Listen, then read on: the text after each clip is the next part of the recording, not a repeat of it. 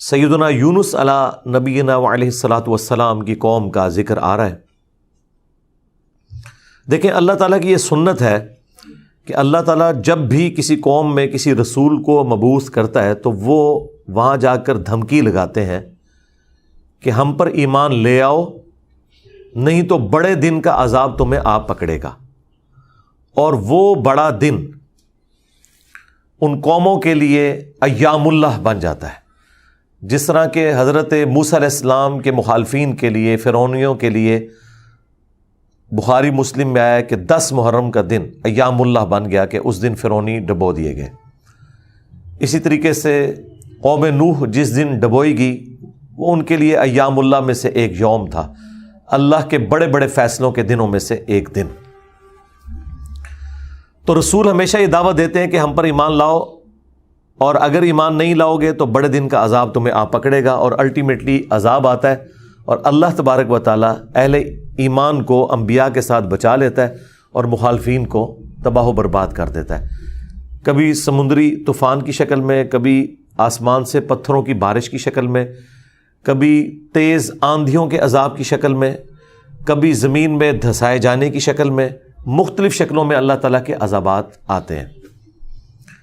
اور یہ رسولوں کے کیس میں ہے، کیونکہ اللہ تعالیٰ نے پیٹ رول رسولوں کے کیس میں بیان کیا ہے، کتب اللہ لأغلبن انا ورسلی، اللہ تعالیٰ نے اپنی ڈیسٹنی میں، تقدیر میں یہ بات لکھ دی ہے کہ بے شک میرے رسول اور میں ہی غالب رہوں گا۔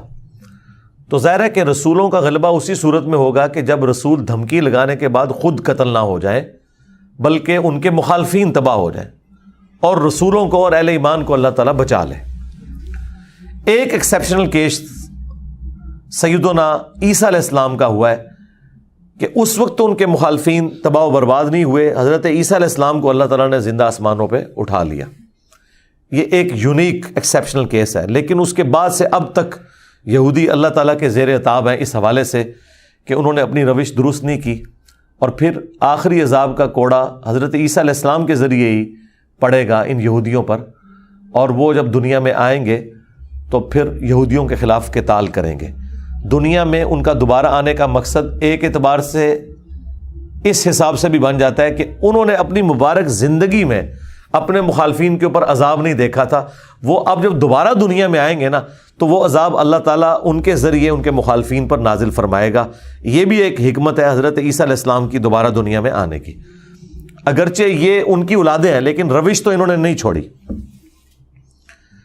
ایک اور ایکسیپشن ہے وہ یونس علیہ السلام کی ہے۔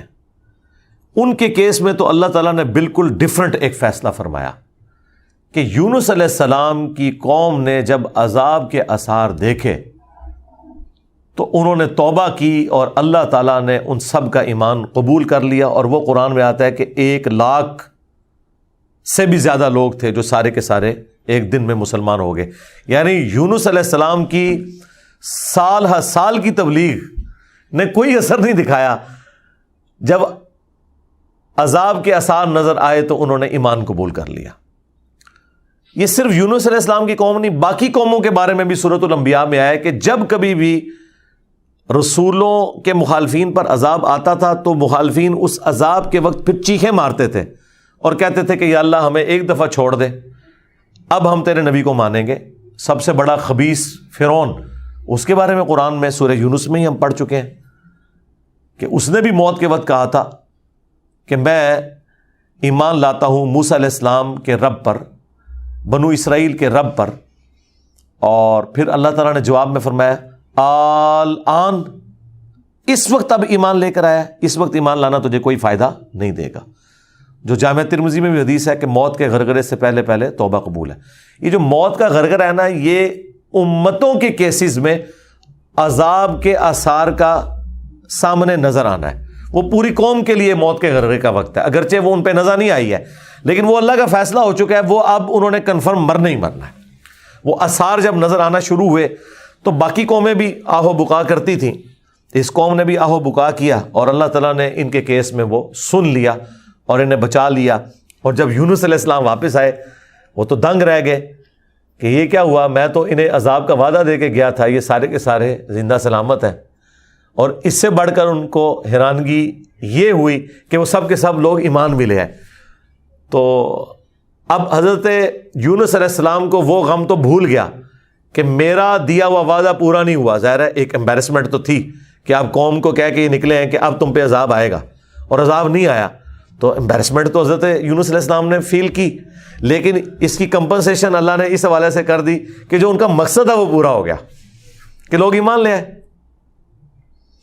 آپ سورۃ الاعراف میں, سورہ ہود میں بھی دیکھیں گے کہ جب کبھی قوموں پر عذاب آتا ہے تو اینڈ پہ وہ قوم کا پیغمبر عذاب دیکھنے کے بعد اپنی قوم سے مخاطب ہو کے کہتا ہے کہ میری قوم, میں نے تو بڑی کوشش کی تھی کہ تمہیں اس عذاب سے بچا لیتا, لیکن تم خود گمراہی پر تلے ہوئے تھے. تو عذاب کے بعد بھی قوموں کا درد پیغمبروں کے سینے میں رہتا ہے, ایک نیچرل چیز ہے. رقیق القلب ہوتے ہیں نا جو پیغمبر ہوتے ہیں. تو یہاں پر جب انہوں نے دیکھا سب ایمان لے ہیں تو ظاہر ہے کہ وہ ایک ہیپی اینڈنگ ہوئی ہے. کیا ڈراپ سین ہوا ہے. میں کبھی بعض اوقات یہ جب حضرت یونس علیہ السلام کی قوم کا واقعہ قرآن میں پڑھتا ہوں نا, تو میں بڑی خواہش کرتا ہوں کہ میں جنت میں جا کے یہ منظر دیکھوں کہ وقت کا پیغمبر عذاب کی وعید سنا کے گیا ہے اور لوگ چیخو پکار کر رہے ہیں, اور ایسا یونیک کیس ہو گیا ہے, سمجھ لیں مردے ہی زندہ ہو گئے, کہ اللہ تعالیٰ ان کی چیخو پکار سن کے ان کی توبہ بھی قبول کر لیتا ہے. اور پھر یونس علیہ السلام جب واپس آتے ہیں ان کی حیرانگی کیا ہوگی. ٹھیک ہے, کیا ڈراپ سین ہوگا. میں کہتا ہوں جی اس طرح کی کوئی ٹریجک فلم نہیں ہو سکتی جو یونس علیہ السلام اور ان کی قوم کی ہے. اور وہ کیوں ہوا؟ صرف یونس علیہ السلام سے ایک اجتہادی خطا ہوئی. ہم اسے گناہ نہیں کہتے, وہ خطا ہے. انبیاء خطا کرتے ہیں, لیکن چونکہ وہ اپنی خطا پر قائم نہیں رہتے اور وہ گناہ کے زمرے میں بھی نہیں ہے, غلطی ہے بحیثیت انسان. انسان غلطیوں سے پاک اگر ہم پیغمبروں کو کہتے ہیں تو یہ پاک وہ والا نہیں ہے جس طرح اللہ پاک ہے. آپ سبحان کا لفظ صرف اللہ کے ساتھ بولتے ہیں, کوئی پیغمبر بھی سبحان نہیں ہے. پرفیکٹ صرف اللہ ہے. دیکھیں انسان تو ہے ہی امپرفیکٹ. جب ہم نیند کے محتاج, کھانے پینے کے محتاج, اس کے بعد ٹوائلٹ کے محتاج, اور سب سے بڑھ کر اپنی زندگی کے لیے اپنے رب کے محتاج, تو انسان تو پرفیکٹ ہے ہی نہیں ہے. پرفیکٹ صرف اللہ ہے جو کسی کا محتاج نہیں ہے.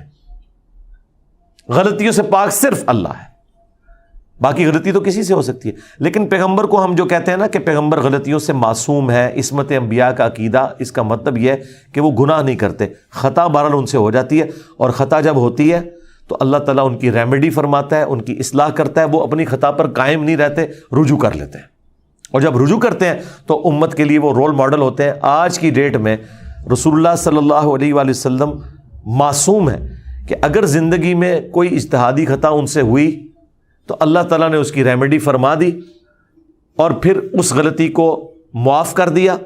وہ گناہ نہیں تھا, یہ ذہن میں رکھیے گا. گناہ اور غلطی میں فرق ہے. گناہ وہ ہوتا ہے کہ جو پوری وعید معلوم ہونے کے باوجود انسان وہ ایکٹیویٹی پرفارم کر لے. اجتہادی خطا یہ ہوتی ہے کہ وہ ایک ایسی صورتحال اس کے سامنے آئے جس میں اس کے سامنے دو آپشن موجود ہوں, اور اس میں سے وہ ایک ایسا آپشن اڈاپٹ کر لے جو اللہ کی مرضی نہ ہو, اور جو اللہ کی مرضی والا آپشن ہے اسے وہ ترک کر دے. اور یہ وہ بدنیتی پہ نہیں کر رہا, اس کی سمجھ میں ہے ہی ہے اس کا آپشن, وہ نافرمانی سمجھ کے نہیں کر رہا. جس طرح نبی علیہ السلام نے کیا, غزوہ بدر کے قیدیوں کو چھوڑ دیا. سورہ محمد میں یہ آیت نازل ہو چکی بھی تھی کہ جب تک فتنہ مکمل طور پر ختم نہیں ہو جاتا آپ نے ان کو قتل کرنا ہے, اپنے مخالفین کو. قتال کی آپ کو اجازت دی گئی. سورہ محمد کا نام ہی سورہ قتال ہے. ہاں جب فتنہ ختم ہو جائے اس کے بعد جو جنگیں ہوں گی نا, اس کے بعد آپ کی مرضی ہے, چاہے تو فدیہ لے کے کافر قیدیوں کو چھوڑ دیں اور چاہے آپ انہیں قتل کریں. اب بدر کے بعد فتنہ تو ختم نہیں ہوا تھا, لیکن نبی علیہ السلام نے یہ ایزیوم کیا کہ 70 سردار ان کے مر گئے, ان کی کمر ٹوٹ گئی, وہ جو 70 ہم نے قیدی کیے ہوئے, چلو ہم انہیں فدیہ لے کے چھوڑ دیتے ہیں, شاید یہ لوگ اسلام قبول کر لیں. اپنی شرافت کی وجہ سے نبی علیہ السلام نے ایسا کیا. تو اس پہ پھر اللہ تعالیٰ نے سورۃ الانفال میں آیت نمبر 67 68 میں فرمایا کہ اگر وہ پہلے آیت نازل نہ ہوئی ہوتی نا سورہ محمد کی, تو ہم تمہیں عذاب دیتے اس عمل کے اوپر جو تم نے غزوہ بدر کے قیدیوں کو چھوڑ دیا, کیونکہ فتنہ تو ابھی ختم نہیں ہوا. تمہارا کام تھا قتل کرتے. اور حضرت عمر کا مشورہ بھی یہی تھا بخاری مسلم میں. لیکن نبی علیہ السلام اور حضرت ابو بکر اپنی شفقت کی وجہ سے انہوں نے یہ پلی لی کہ وہ آیت میں آیا نا کہ فتنہ جب ختم ہو جائے تو پھر تمہاری مرضی ہے, تو ہم یہ ایزیوم کرتے ہیں کہ فتنہ ختم ہو گیا. یہ بدنیتی کی وجہ سے نہیں تھا, واقعی انہوں نے یہ ایزیوم کیا تھا. لیکن وہ کس قسم کے ناہنجار لوگ تھے. حضرت عمر رضی اللہ تعالیٰ عنہ نے یہ کنکلوڈ کیا کہ نہیں, یہ اس قابل ہیں, یہ قتل ہونے چاہیے. بہرحال وہ اجتہادی خطا اللہ تعالیٰ نے معاف کی. اس طرح باقی انبیاء کرام کے بارے میں حضرت آدم علیہ السلام کی غلطی کا ذکر ہے. موسیٰ علیہ السلام سے بندہ مر گیا تھا, نوح علیہ السلام نے اپنے کافر بیٹے کے لیے دعا کر دی تھی. حالانکہ آج ایک مسلمان, عام مسلمان کو بھی پتہ ہے کہ کافر کی مغفرت نہیں ہو سکتی. تو نوح علیہ السلام کو کیا نہیں پتہ تھا؟ بس وہ وقتی طور پر ایک سمجھ لیں ایک باپ کی حیثیت سے ان کا دل پسیج گیا. انہوں نے کہا یا اللہ تو نے وعدہ کیا تھا مجھ سے کہ تو مجھے اور میرے گھر والوں کو بچائے گا, تو میرا بیٹا بھی تو میرے گھر والا تھا.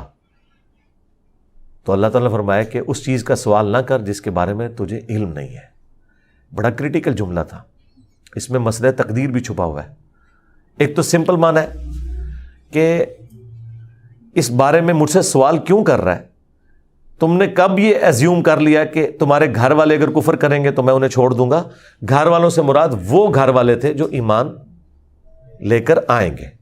آپ کی بیوی نہیں لائی, ایک بیٹا نہیں لایا, باقی گھر والے لے آئے ایمان, تو بچ گئے. اور دوسرا یہ جو جملہ تھا نا کہ اس چیز کا سوال نہ کر جس کے بارے میں تجھے علم نہیں, سورہ ہود میں آیت نمبر 46 میں, اور اے نوح جاہلوں میں شمار نہ ہو. یہ بڑا سخت جملہ ہے. یہ مسئلہ تقدیر کی طرف اشارہ ہے کہ تجھے نہیں پتا کہ میری تقدیر میں یہ لکھا ہے کہ یہ نبی کا بیٹا ہونے کے باوجود بھی اللہ کے علم میں یہ جہنمی ہے. وہ اللہ تعالیٰ نے اسے جہنمی نہیں بنایا بلکہ اپنے کرتوتوں کی وجہ سے. تو اللہ کی تقدیر کے اوپر تو کسی کا بھی علم نہیں ہے نا جب تک اللہ تعالیٰ مطلع نہ کر دے. یہ بہت کریٹیکل ایشو ہے, اس لیے میں نے الگ سے ایک ویڈیو اس پہ ریکارڈ کروائی ہے. عصمت انبیاء کا عقیدہ, اس کا ٹائٹل ہے انبیاء گناہ نہیں کرتے. یہ ہمیں جو عصمت انبیاء کا عقیدہ بتایا گیا ہے وہ یہ ہے کہ نعوذ باللہ انبیاء کے اندر گناہ کرنے کی حص ہی نہیں ہوتی. یعنی انبیاء کرام جو ہے ان کے ساتھ وہ کمزوریاں بشری اٹیچ نہیں ہیں جو باقی انسانوں کے ساتھ اٹیچ ہیں.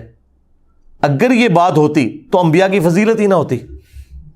انبیاء کی فضیلت ہے ہی اس وجہ سے کہ وہ بشری کمزوریوں پر اوور کم کرتے ہوئے اللہ کے خوف کی وجہ سے گناہوں سے بچ جاتے ہیں. ادروائز پھر فرشتوں میں اور انسانوں میں کوئی فرق ہی نہ رہ جائے. تو یہ ہے اصل چیز جو انہیں فضیلت میں لے جاتی ہے عام انسانوں کی نسبت, کہ وہ اللہ کا اتنا خوف رکھتے ہیں کہ وہ گناہوں سے بچتے ہیں. رہی لغزش اجتہادی خطا وہ ہو سکتی ہے. تو میں نے وہ انبیاء گناہ نہیں کرتے اس میں تفصیل کے ساتھ واقعات مختلف قرآن سے بیان کیے. سورہ یوسف میں ہے کہ اس عورت نے یوسف کا قصد کیا, یوسف بھی عورت کا قصد کر لیتا اگر اپنے رب کی برہان نہ دیکھتا. اب اندازہ کریں, اللہ تعالیٰ فرما رہا ہے کہ یوسف علیہ السلام بھی اس برائی میں پڑ جاتے اگر اللہ تعالیٰ انہیں ایک خاص نشانی نہ دکھاتا. وہ قرآن میں تو رپورٹ نہیں ہوئی, اسرائیلی روایتوں میں آتا ہے کہ اللہ تعالیٰ نے اس وقت حضرت یوسف علیہ السلام کو اپنے والد کی شبیہ دکھا دی تھی حضرت یعقوب علیہ السلام کی, اور وہ انگلی سے یوں اشارہ کر رہے تھے کہ یہ کام نہیں کرنا تم نے.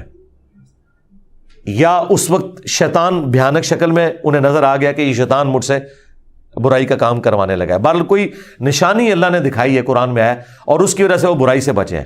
اس کا مطلب ہے کہ ان میں مادہ موجود تھا لیکن اللہ نے انہیں بچایا ایک نشانی کے ذریعے. تو انبیاء کی اللہ تعالیٰ حفاظت کر لیتا ہے.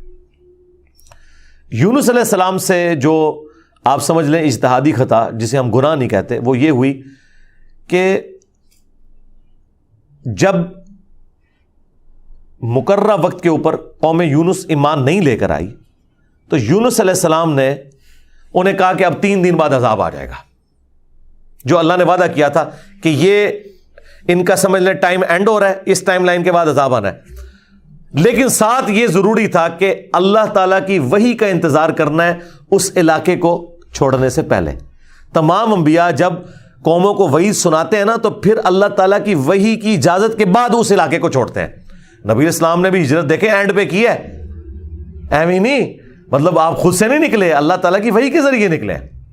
قرآن میں سورۃ الانفال میں آیا تھا کہ یہ جب کافر کہتے تھے نا کہ ہم پر عذاب کیوں نہیں نازل ہوتا، ہم نبی کا انکار کر رہے ہیں، تو اللہ تعالیٰ نے فرمایا کہ جب تک اے نبی تم ان میں موجود ہو ہم ان کو عذاب نہیں دیں گے۔ اللہ کی سنت ہے کہ جب کبھی کسی قوم کو عذاب دینا ہوتا ہے نا تو اس قوم میں سے انبیاء اور اہل ایمان کو الگ کرتا ہے، پھر باقی کی قوم پر عذاب آتا ہے، اور وہ اللہ تعالیٰ نے نکالا اور غزوہ بدر میں لا کے ڈبویا ان کو، جس طرح فرعونیوں کو اپنے محلات سے نکال کے سمندر میں غرق کیا تھا، مشرکین عرب کو اپنے گھروں سے نکال کر بدر میں ڈبویا صحابہ کرام کی تلواروں کے ذریعے۔ یہ عذاب استیصال کی ایک قسط ان پر آئی تھی۔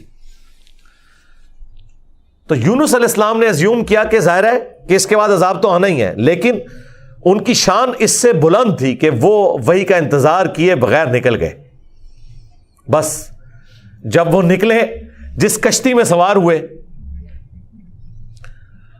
وہ کشتی جو ہے وہ بھنور میں پھنس گئی، اور ان کی اپنی ایک نارمز چل رہی تھیں کہ اگر کشتی بھنور میں پھنس جائے تو یہ اس چیز کی علامت ہے کہ کوئی غلام اپنے آقا کی اجازت کے بغیر بھاگ کر آ گیا۔ پھر وہ قرعہ اندازی کرتے تھے، اور جس کے نام قرعہ نکلتا تھا اس کو فدیے کے طور پر وہ سمندر میں ڈال دیتے تھے۔ پہلی دفعہ قرعہ اندازی کی گئی، بیلٹنگ، تو حضرت یونس علیہ السلام کا نام نکلا۔ ان کا نہیں یونس علیہ السلام تو اس طرح ہو ہی نہیں سکتا۔ دوسری بار، تیسری بار، تینوں بار یونس علیہ السلام کا نام نکلا قرعہ اندازی میں۔ تو یونس علیہ السلام نے، اچھا قرآن میں اشارتاً اس کا ذکر ہے، اسرائیلی روایتوں میں تفصیل کے ساتھ ہے، لیکن یہ بالکل قرآن میں فٹ ان بیٹھتی ہیں۔ یعنی آپ کو یہ تو بتایا گیا کہ یونس السلام مچھلی کے پیٹ میں رہے، تو وہ مچھلی کے پیٹ میں پہنچے کیسے تھے؟ مچھلی کے پیٹ تک پہنچنے کے لیے تو آپ کو دوست چاہیے، نیچے ہے مچھلی، اتنی بڑی ویل مچھلی ہے، کوئی چھوٹی مچھلی کے پیٹ میں تو رہ نہیں سکتا بندہ۔ تو وہ حضرت یونس علیہ السلام کو انہوں نے سمندر میں پھینک دیا۔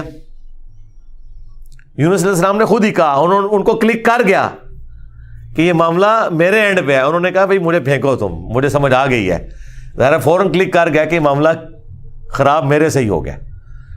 وہ ان کو سمندر میں پھینک دیا، تو اللہ کے حکم سے ایک مچھلی نے انہیں نگل لیا۔ یہ قرآن میں ہے۔ قرآن میں آگے تفصیل نہیں ہے کہ کتنے دن تک، لیکن تورات میں ملتا ہے کہ 3 دن اور 3 رات تک وہ مچھلی کے پیٹ میں رہے۔ یہ ویسے پبلک مشہور ہے 40 دن، نہیں 3 دن ہے بس۔ وہی 3 دن، وہ جو 3 دن عذاب آنے تھے نا، وہ 3 دن انہوں نے مچھلی کے پیٹ میں گزارے، اور وہ 3 دن ان کی قوم نے زندگی موت کی کشمکش میں گزارے ہیں کہ ابھی عذاب آیا کہ آیا۔ ٹھیک ہے، توبہ ہے نہیں ہوئی کہ آئی ایم سوری تے توبہ قبول ہو گئی ہے، نہ 3 دن انہوں نے پی کٹی ہے بھائی جی۔ یہاں تو لوگ 1 دن جیل نہیں کاٹ سکتے، 3 دن تک انہوں نے وہ تکلیف کاٹی ہے، پھر اللہ تعالیٰ نے ان کی توبہ قبول کی ہے۔ اور یہاں پہ حضرت یونس علیہ السلام 3 دن تک مچھلی کے پیٹ میں، اندھیرے میں، اور دیکھیں اللہ نے ان کو ایسے کلمات سکھا دیے، مختصر تھے، پرفیکٹ تھے، بہترین توبہ، لا الہ الا انت سبحانک۔ سورۃ الانبیاء میں یہ دعا آئی ہے، اے اللہ تیرے سوا کوئی معبود نہیں، اور تو پاک ہے نا، پاک تو غلطی نہیں کر سکتا۔ انی کنت من الظالمین، بے شک میں ہی ظالموں میں ہوں، میں انسان ہوں، انسان سے غلطی تو ہوگی۔ تو یہ دعا اتنی اللہ کو پسند آئی کہ سورہ الصافات میں آیا کہ یونس اگر مچھلی کے پیٹ میں ہمیں ان الفاظ کے ساتھ یاد نہ کرتے تو پھر مچھلی کے پیٹ سے اسی دن نکالے جاتے جس دن مردے اپنی قبروں سے نکالے جائیں گے۔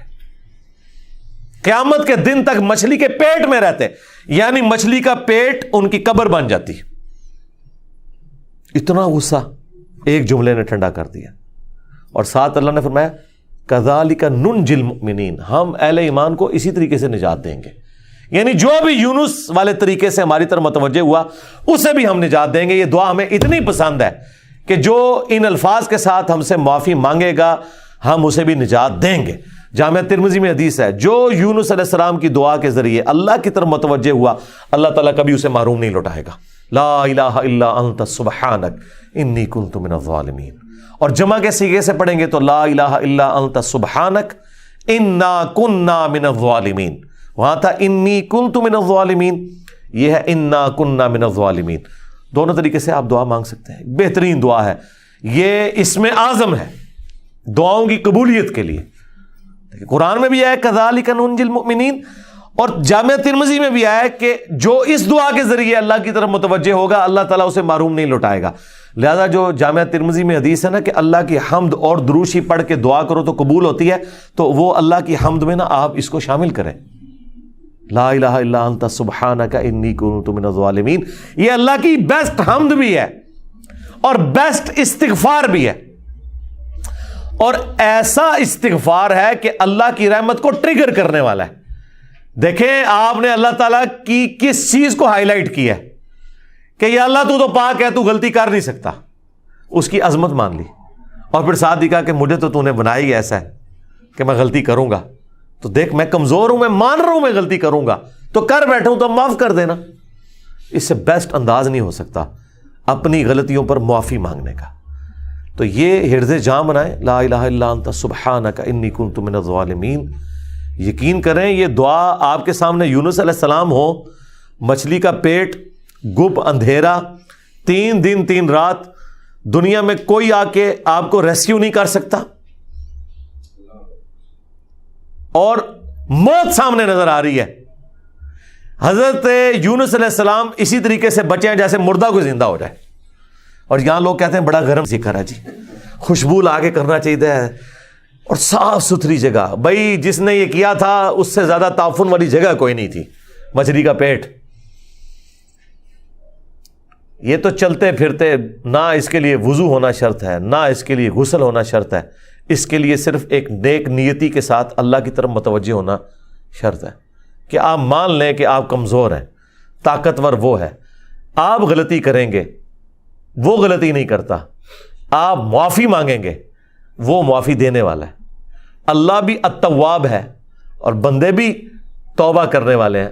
اللہ کی توبہ یہ ہے کہ جب آپ اللہ کی طرف رجوع کرتے ہیں, توبہ کا مطلب ہوتا ہے رجوع لانا, تو اللہ آپ کی طرف رجوع لے آتا ہے. جو بخاری مسلم میں حدیث ہے کہ جو شخص توبہ کر کے اللہ کی طرف رجوع لاتا ہے تو اللہ کو اس شخص سے زیادہ خوشی ہوتی ہے کہ جو اکیلا ریگستان میں ہو, اچانک اس کی سواری غائب ہو جائے اور وہ اپنی موت کا انتظار کرنا شروع کر دے, اور پھر تھوڑی دیر بعد وہ سواری واپس آ جائے جس پہ اس کا سامان لدا ہوا ہے, اسے نئی زندگی ملے, اور وہ اتنا خوش ہو کہ اس کی زبان سے نکل جائے, اے اللہ تو میرا بندہ میں تیرا رب, من شدت الفرح, خوشی کی شدت کی وجہ سے. حالانکہ اس نے یہ کہنا تھا کہ اے اللہ میں تیرا بندہ تو میرا رب. اس سے زیادہ اللہ تعالیٰ کو خوشی ہوتی ہے جو بندہ رجوع لے آتا ہے. تو یونس علیہ السلام کی دعاؤں کو آپ اپنے استغفار میں, اپنی صبح و شام کے اذکار میں, ہر جگہ اپنے تشہد کے اندر اس دعا کو پڑھا کریں. یہ بڑے بڑے مشکلوں کو آسان کر دیتی ہے. یار آپ دیکھیں ایک بندے کو اپنی موت سامنے نظر آ رہی ہے اور اس موت میں سے اسے زندگی مل جائے, بس جب آپ نا امیدی کے اینڈ پر پہنچے ہوں اور آپ کو کوئی امید نظر نہ آئے تو آپ یہ پڑھیں, لا الہ الا انت سبحانک انی کنت من الظالمین. انشاءاللہ تعالی اللہ تعالیٰ اس مشکل میں بھی کوئی نہ کوئی ایسی راہ نکال دے گا جو آپ نے گمان بھی نہیں کبھی کی ہوگی. بہرحال وہ 3 دن اور 3 رات کے بعد یونس علیہ السلام کو مچھلی نے ساحل پر ڈال دیا. اب ان کا جسم کافی ڈیمیج ہو چکا ہوا تھا. قرآن میں آیا کہ ان کے لیے اللہ تعالیٰ نے کدو کی بیل اگا دی جو ان کے اوپر سایہ کی ہوئی تھی, کیونکہ بالکل لاغر ہوئے تھے وہ, اور پھر دھوپ سے بچاؤ کے لیے وہ بیل بھی ان کو چاہیے تھی. پھر سسٹین ہوئے, جب واپس اپنی قوم میں آئے تو دیکھا کہ جناب سارے رفع دین نمازاں پڑھ رہے ہیں. انہوں نے کہا پوری زندگی بخاری مسلم دی حدیثاں دکھائیاں, انہیں رفع دین نہیں شروع کیتا, اچانک کیا ہو گیا ہے؟ یعنی وہ سارے کے سارے مان لیں. یہ میں آج کے دور میں ٹرانسلیٹ کر رہا ہوں. پھر کہنے کے کتنے لکھے ہیں سرکار, دیکھیں اللہ تعالیٰ ہر دور میں اپنے بندے بھیجتا ہے جو اس دور کی لینگویج میں ان کو وہ بات سمجھاتے ہیں. تو انہوں نے دیکھا بھی انقلاب یہ کہاں سے آ گیا, سارے اونچی آمین کہہ رہے ہیں, سارے رفع الیدین سے نماز پڑھ رہے ہیں, سارے نے جڑے اپنی شلواریں جھونگ لیاں نے, کیا ہو گیا ہے؟ تو پتہ چلا کہ جناب اللہ تعالیٰ نے معاف کر دیا ان کو. اور یہ ایک ایسا ایکسیپشنل واقعہ ہے جو اللہ تعالیٰ کی پوری بنائے ہوئے پلان کے اندر, پوری ڈیسٹنی میں, پوری انسانی تاریخ میں اور کسی کے لیے نہیں ہوا. اس خاص واقعے کی وجہ سے ہی اس سورت کا نام سورہ یونس ہے. اگرچہ یونس علیہ السلام کا ذکر آپ نے دیکھ لیا, بس یہ اتنا صحیح آ رہا ہے. یہ باقی پورے واقعات قرآن میں سکیٹرڈ فارم میں ہے. سورہ ہود سے میں نے بیان کیا, سورۃ الاعراف, باقی صورتوں سے جوڑ کے آپ کو ایک جگہ پوری پکچر بتائی ہے. حالانکہ عام بندے سے پوچھے نا کہ سورہ یونس میں کیا ہوگا تو وہ یہ بتائیں گے آپ کو کہ سورہ یونس میں یہ لکھا ہوا ہوگا کہ حضرت یونس علیہ السلام کتنے خوبصورت تھے، ان کی زلفوں کا رنگ کیا تھا، ان کے ماں باپ کہاں رہتے تھے، وہ کہاں پیدا ہوئے، کہاں فوت ہوئے. عام آدمی تو یہ سمجھ رہا ہوگا. حالانکہ سورہ یونس کا جو مرکزی ٹاپک ہے نا وہ توحید ہے، ٹوٹل توحید. اور اس میں حضرت یونس علیہ السلام بھی فٹ ان بیٹھ رہے ہیں. کیوں؟ توحید کا مطلب یہ ہے کہ ہوگا وہ جو اللہ چاہے گا، اور اللہ چاہے تو اپنا بنایا ہوا قانون بھی توڑ سکتا ہے. اللہ اپنے قانون کا بھی کوئی پابند نہیں ہے. لیکن یہ دنیا کے اعتبار سے، آخرت کے لیے نہیں. آخرت کے لیے اللہ نے قرآن میں یہ بتایا کہ میں اپنے وعدے کے خلاف نہیں چلوں گا. آخرت اللہ کا قانون نہیں ہے، وعدہ ہے. اور اگر اللہ وعدہ توڑتا ہے نا تو وہ اللہ نہیں رہتا، کیونکہ جو وعدہ پورا نہ کرے وہ جھوٹا ہوتا ہے، اور جھوٹ اللہ کی طرف منسوب نہیں. لیکن دنیا میں اللہ تعالیٰ اپنے بنائے ہوئے قوانین توڑ دیتا ہے. وہ اللہ کے کوئی وعدے نہیں ہے. اللہ کا قانون ہے کہ آگ جلائے گی، ابراہیم کو نہیں جلایا تو اللہ تعالیٰ کو اس سے کوئی فرق نہیں پڑتا. یہ اللہ کا کوئی وعدہ نہیں تھا. چھری کاٹتی ہے، اسماعیل علیہ السلام کو نہیں کاٹا، یہ اللہ کا قانون ٹوٹا.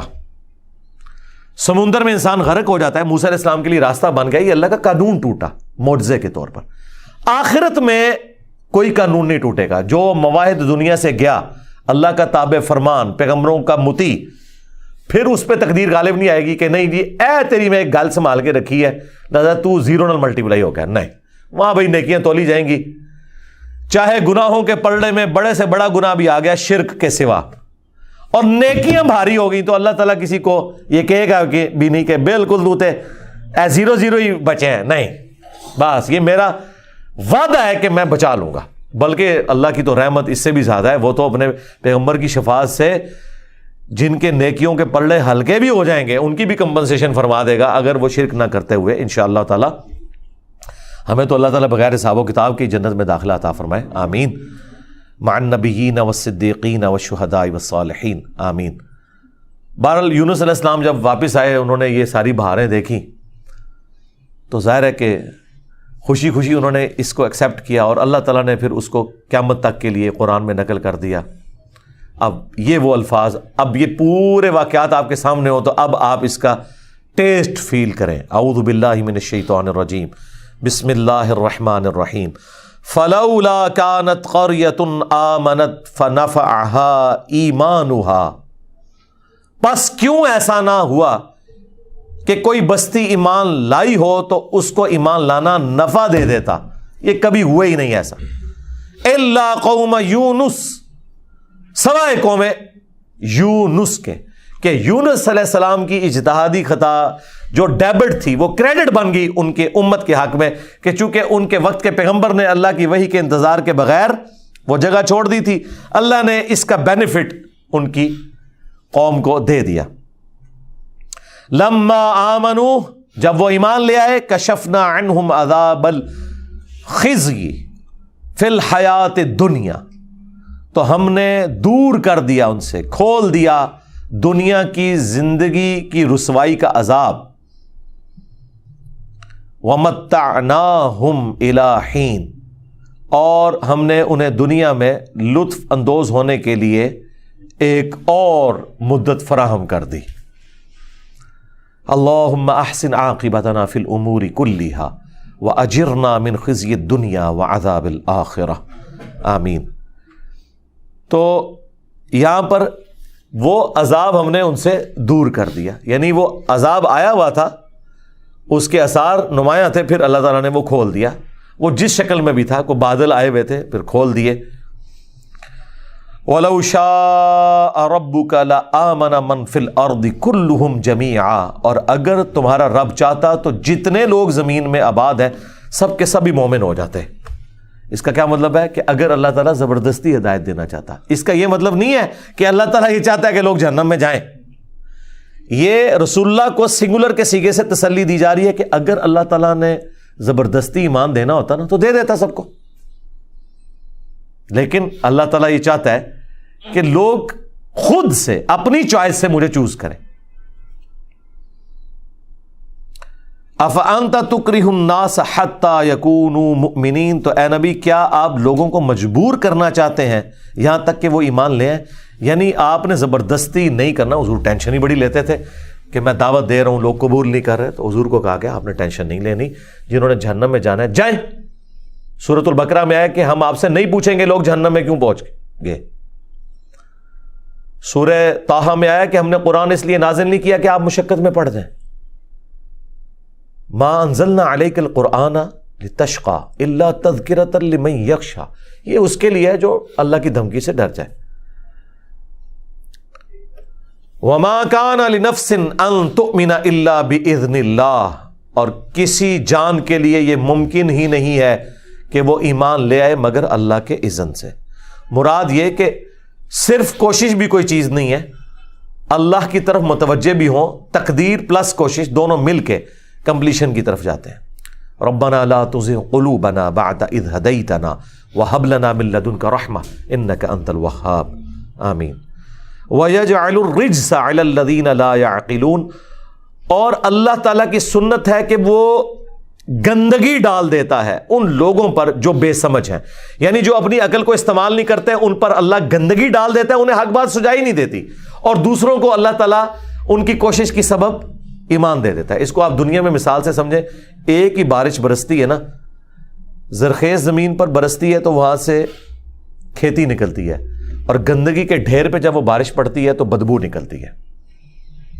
اس میں بارش کا قصور نہیں ہے، اس گندگی کے ڈھیر کا ہے. ایک شخص نے اپنے آپ کو خود گندگی کا ڈھیر بنا لیا کہ اس نے حق بات قبول نہیں کرنی، تو اس کا اینڈ رزلٹ یہی نکلنا ہے کہ اس سے آپ پورا قرآن گزار دیں، اسے کوئی فرق نہیں پڑے گا.